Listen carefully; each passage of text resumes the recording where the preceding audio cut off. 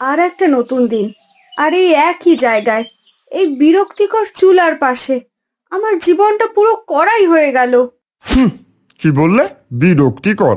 আমি না থাকলে তোমার অস্তিত্বই থাকতো না। এ খালি কলসি, তুমি তো কেবল একটা ধাতব পাত্র। আমার আগুন ছাড়া তোমার কি দাম? ও তাই নাকি? আমার পেটেই তো সব সুস্বাদু খাবার তৈরি হয়। ডাল, ভাত, মাংস, বিরিয়ানি সব আমার ভেতরেই তো সেদ্ধ হয়। তুমি তো শুধু আগুন ছড়াও, আসল কাজটা তো আমিই করি। আগুন জ্বালা তোমার ওই লোহার শরীর দিয়ে কি হবে শুনি? ভেতরে খাবার কি নিজে নিজে রান্না হয়ে যাবে নাকি?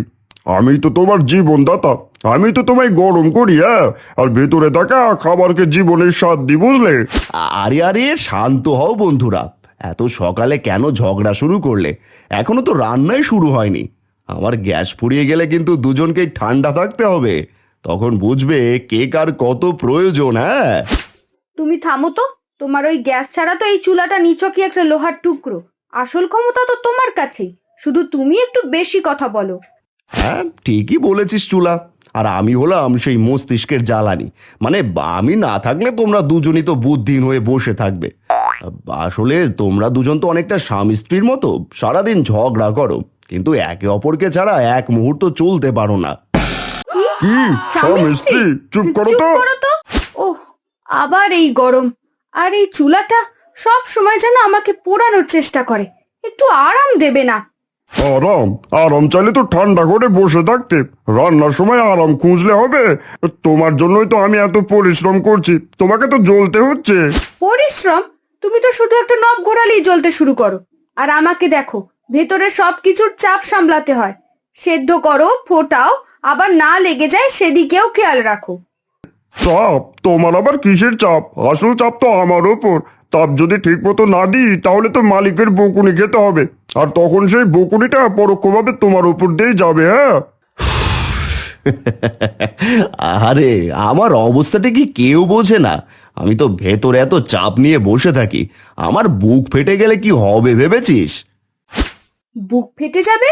তার মানে কি? মানে মানে আমি যদি একদিন ফেটে যাই তাহলে তো এই রান্নাঘরটাই থাকবে না। তখন তোমরা কোথায় থাকবে? কে কার ওপর ঝগড়া করবে? তখন তোমাদের দুজনেরই অবস্থা হবে।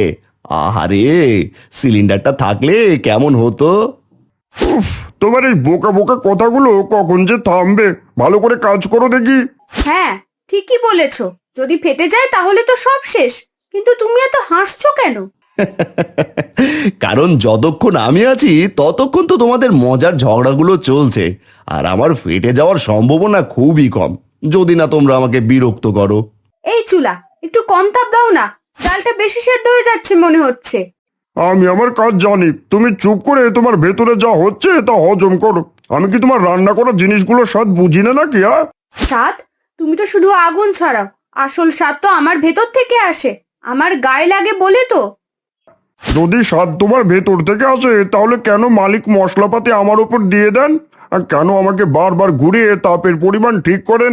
আসলে কারিগর তো আমি। আমি হলাম শিল্পী, আর তুমি হলে সেই শিল্পীর তুলি। তুলি ছাড়া শিল্পী অচল, কিন্তু শিল্পী ছাড়া তুলি তো কেবলই একটা কাঠি। আহা, কি সুন্দর খাবারের গন্ধ! আমার তো মনে হচ্ছে আমি যদি মানুষ হতাম তাহলে এই ডালটা চেখে দেখতাম। কিন্তু আমি তো গ্যাস, আমার তো মুখই নেই। কি কপাল! তোমার কি হলো আবার? ওরে উদ্ভট কথাগুলো শুরু হয়ে গেছে। হ্যাঁ? আরে বাবা, আমি তো এই ডালকে তাপ দিচ্ছি। আমার গ্যাস ছাড়া তো এই ডালটা ঠান্ডা হয়ে যেত। এই ডালটার প্রথম জীবনের সাধ্য আমারই দেওয়া। এক অর্থে আমি এই ডালটার বাবা। তুমি ডালের বাবা? তার মানে আমি কি ডালের মা? তাহলে আমি কি করব? ডালের মাসি? থামো তো তোমরা দুজন।